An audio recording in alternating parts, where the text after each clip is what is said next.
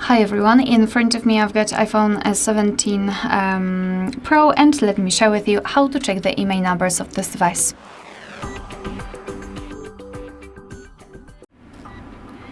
So let's begin with opening the dialer. Tap on the keypad and enter special code, which is *pound 06 pound.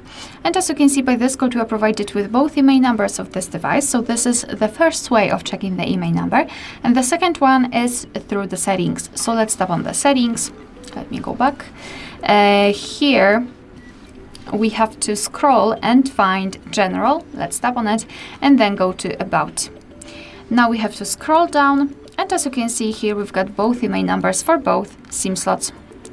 Alright, so that will be all. Thank you so much for watching. Please hit the subscribe button and leave the thumbs up.